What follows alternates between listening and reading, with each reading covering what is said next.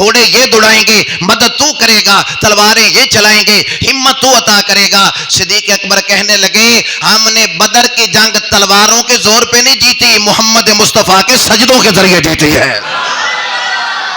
نہتے 313 بشر شوق شہادت میں جب اللہ پہ بھروسہ ہوتا ہے اور جب سجدوں کے ذریعے اللہ کی مدد کو حاصل کیا ہوتا ہے تو نہتے 313 بشر شوق شہادت میں نکل پڑے تھے میدان میں محمد کی قیادت میں، نہ تیغ و تیر پر تکیا، نہ خنجر پر نہ بالے پر، بھروسہ تھا تو ایک سادی سی کالی کملی والے پر، بھروسہ تھا تو ایک سادی سی کالی کملی والے پر۔ اب وہ جو 313 بدر میں آئے، بڑی خوبصورت بات، حضرت ابوبکر صدیق رضی اللہ تعالیٰ عنہ، ان سے کسی کافر نے پوچھا یار سمجھ نہیں آتی آپ 313 ہو کر ہزاروں کو کیسے شکست دے دی، جبکہ بھوکے بھی آپ کئی دنوں کے تھے، ان کے پاس تو کھانے پینے کا سامان بھی تھا، آپ کے پاس تو 6 زرہیں 8 تلواریں اور 2 گھوڑے، یہ کوئی سمجھ نہیں آتی۔ ادھر ہر 1000 کافر ہے، ادھر ہر ایک کے پاس اسلحہ بھی ہے، ہر ایک کے پاس تلوار بھی ہے، ہر ایک کے پاس نیزہ بھی ہے، زرہ بھی ہے، گھوڑا بھی ہے، تمہارے پاس 2 گھوڑے ہیں، 8 تلواریں ہیں، 6 زرہیں ہیں، یہ کون سی ایسی بات تھی جس نے تم فتح حاصل کر لی بدر کے اندر؟ لگتا ہے تمہاری حکمت عملی جو تھی نا یہ بڑی طاقتور تھی، لگتا ہے وہ جو 8-10 تلواریں تھی نا تمہارے پاس وہ بڑی کو تکڑی تلواریں تم لے کر آئے تھے، لگتا ہے جو اسلحہ تھا نا جتنا بھی تمہارے پاس وہ کوئی خاص اس کے اندر اثر تھا۔ حضرت صدیق اکبر فرمانے لگے ہم نے یہ جو جنگ جیتی ہے نا، نہ گھوڑوں کی وجہ سے جیتی ہے، نہ اسلحے کی وجہ سے جیتی ہے، نہ نیزوں کی وجہ سے جیتی ہے، پھر کیسے جیتی، کیسے فتح پا گئے؟ کہتے فتح اس طرح ملی کہ جب رات ہوتی ہے، اگلے دن بدر کی جنگ ہونی ہے، جو رات ہوئی میں نے دیکھا ساری رات حضور نے سجدے میں گزار دی، ساری رات پڑھتے رہے یا حی یا قیوم برحمتک استغیث، یا حی، یہ سجدے کے اندر گزار دی۔ صدیق اکبر کہنے لگے میں نے سنا حضور کہہ رہے تھے اللہ میں کل کمائی لے کے آ گیا ہوں، یہ 313 میری کل کمائی ہے، اللہ اگر یہ آج ہلاک ہو گئے نا پھر قیامت تک تیرا کوئی نام لینے والا نہیں آئے گا، قیامت تک تیری کوئی عبادت نہیں کرے گا۔ فرمایا کہ یہ جتنی کل کمائی تھی اللہ میں لے کر آ گیا، آج تو نے ان کی مدد کرنی ہے، گھوڑے یہ دوڑائیں گے، مدد تو کرے گا، تلواریں یہ چلائیں گے، ہمت تو عطا کرے گا۔ صدیق اکبر کہنے لگے ہم نے بدر کی جنگ تلواروں کے زور پہ نہیں جیتی، محمد مصطفیٰ کے سجدوں کے ذریعے جیتی ہے۔ یہ ہم نے محمد مصطفیٰ کے سجدوں کے عوض میں یہ جنگ جیتی ہے۔ آج مسلمان ایٹمی پاور ہونے کے باوجود بھی کانپتا ہے، لرزتا ہے، سسکتا پھرتا ہے۔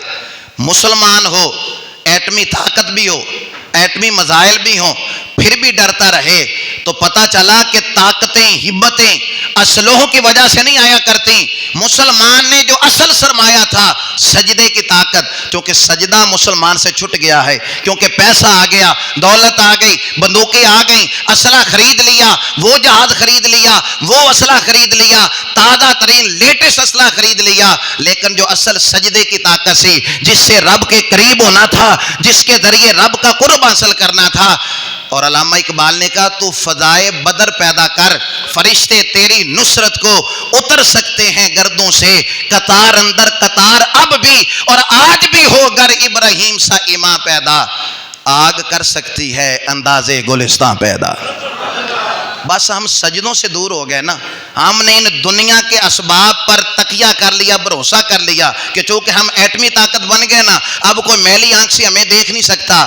تو کیا کچھ ہو رہا ہے دنیا کے اندر، کیا کچھ ہو رہا ہے؟ ایٹمی طاقت کے بل بوتے پہ آپ کافر کو ڈرا نہیں سکتے۔ آپ کافر کو کس انداز کے ساتھ شکست دے سکتے ہیں؟ آپ سجدوں کے ذریعے، آپ دعا کے ذریعے۔ دیکھیے سارا کچھ کافروں کے موافق تھا بدر کے اندر، جس طرف کافر تھے نا اس طرف زمین سخت تھی، اور جس طرح مسلمان تھے وہ ریتلی زمین تھی، قدم جہاں لگتے تھے اندر چلے جاتے تھے ریت کے اندر۔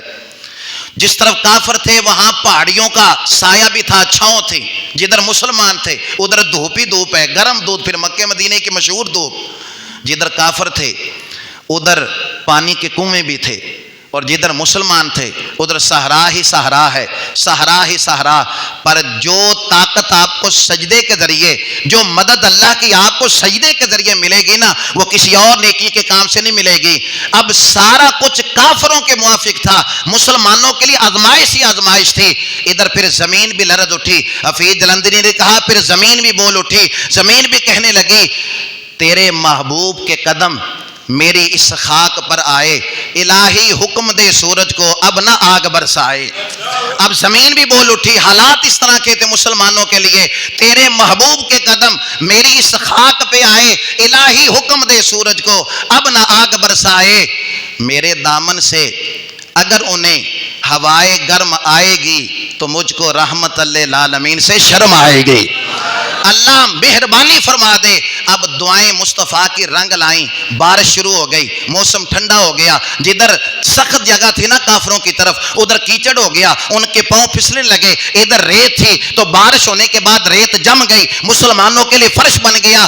صحابہ کرام نے حوض بنا لیے، پانی اکٹھا کر لیا۔ یہ سارا کچھ کیوں ہوا؟ اس لیے کہ مصطفیٰ کے سجدوں نے وہ برکت دکھائی کہ اللہ کی ساری رحمتیں ہی مسلمانوں کے حصے میں آ گئیں۔ بھائی وہ ایک سجدہ جسے تو گراں سمجھتا ہے، جس کو تو وزنی بھاری محسوس کرتا ہے نا کہ اب کپڑے ٹھیک نہیں، اب میں کیسے مسجد میں جاؤں، یہ ہزار سجدوں سے دیتا ہے آدمی کو نجات۔